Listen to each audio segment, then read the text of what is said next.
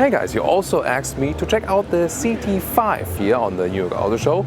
So let's dig deeper into the Cadillac CT5. So we have two colors here for you today. The first one here on the stage with the changing platform as well, but that comes quite handy because that we can have different perspectives. Indeed, this front grille, by the way, it's not an LED light in the middle part, but just the light is reflecting as it would be another LED strip here in the lower end of the front grille. Very interesting and beautiful. Typical vertical LED daytime running light design by Cadillac. So a very strong front as we know it. Not too different from the other models, but it definitely fits then with this into their whole model lineup.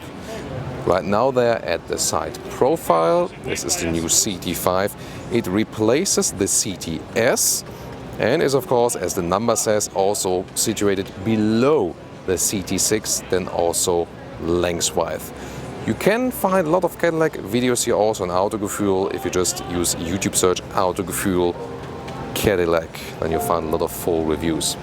So there it is. You can see the sunroof is at the moment a little bit open. Not sure if you could see it here on camera, but a special thing here for the CT5 is actually there at the rear. So it has a sleek falling roofline, a little bit fastback style, I have to say. Look at that. This is very special there. This chrome drop, so to say, you can say. And well, I think we have to get used to it first, so that's the first time they use it. Try to be a little bit more daring. Also those new LED tail lamps, look at that. This signature, that's quite unusual, also with a vertical signature, but then there goes another horizontal strip right there, right to the CT5 logo. In the lower end it looks like massive exhaust, but those are just fake beauty tips, by the way. And you can see that this chrome stripe in the rear, it actually is on the same level as the tail lamps. This one here, the 550T, refers to the bigger engine that they offer here for this very vehicle. So what do you think here from the first design overview of the first ever CT5? Oh, yeah, this perspective is coming here, 3/4 from the rear, right?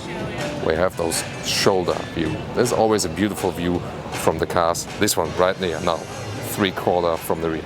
And should you wonder, those ones here are the 19-inch wheels. So they will offer a luxury trim. So remember how that one looks here. There's a lot of chrome, for example. And then they also have a sportier trim, like this one. And okay, I filmed it from a little bit below now, so it looks more sporty, but the sporty elements, for example, are here. The front grille, which is all black and has this mesh style. Looks really cool. 19-inch rims here and also in this more sporty style. And here we also have then black frames around those mirrors, whereas the other ones were all in chrome. And this special design element towards the rear window here, this one here, is then also trimmed in black. And the side profile look from right here. Beautiful sleek design. What do you think?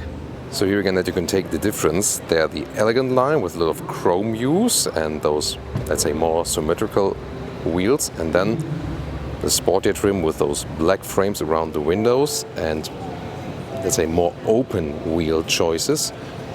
Also with a lower contrast right there.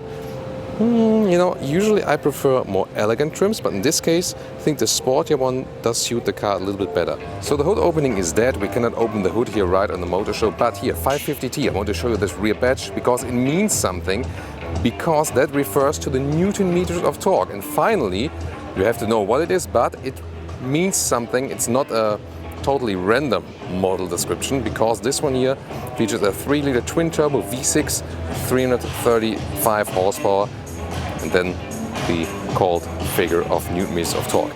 And then there will also be a smaller 2-liter turbo with 237 horsepower. Both rear-wheel drive or optional also all-wheel drive, and always connected to a 10-speed automatic gearbox.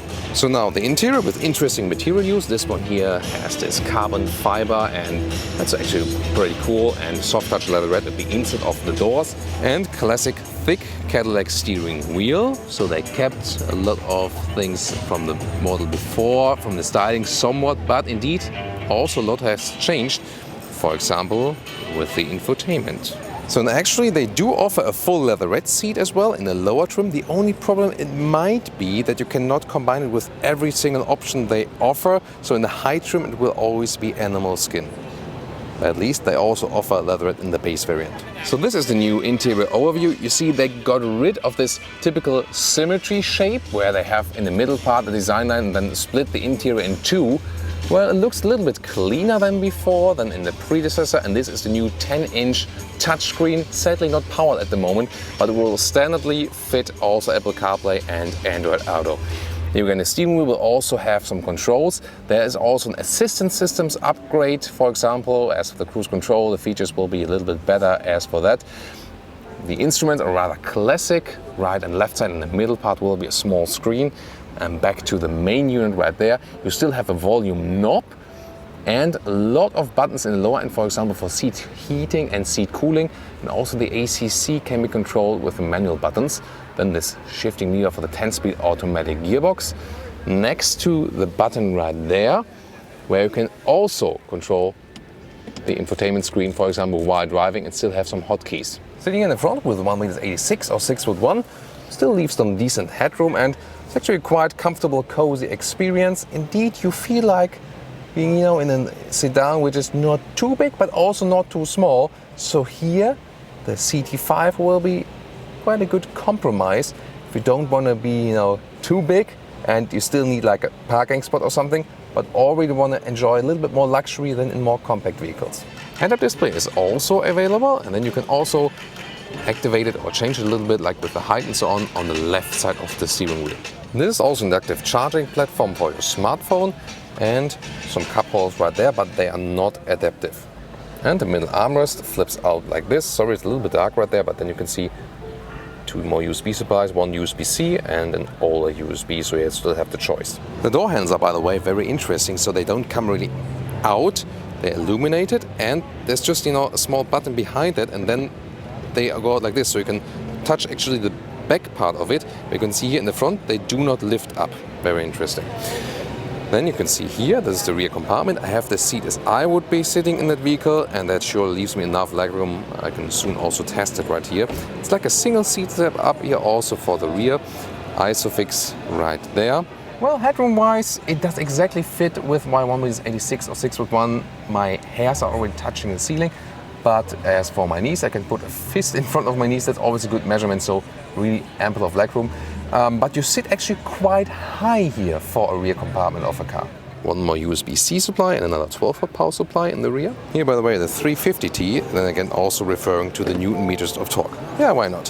So, then also to the trunk. This is pretty similar as we know from the predecessor. It's not too big actually, so you have to live with that. And if you release those seats here, you have to do it from the rear compartment, then you can also load things through. But here, I have put the 2/3, 1/3 bit, but look at that. This stays right there, so very limited loading through. So how do you like the all-new Cadillac CT5? I think the exterior is pretty pleasing, also a little bit more modern than the outgoing CTS. This one here, especially in the sporty trim, even sportier than before. And still keeping the classic Cadillac shape. Oh, look at this power dome here, good shape coming out right here. The interior, well, I think they kept the same build quality level right there, so I would like to see a little bit more improvements there. But the infotainment system will be majorly upgraded, that's the biggest change right there. And also they upgraded all the assistance systems, for example, also the semi-autonomous drive, and also, blind spot mode and everything. So this is also one of the major upgrades. Looking forward to soon drive one of those, also with this new engine and automatic gearbox lineup. Please give me your comments here on the all-new CT5.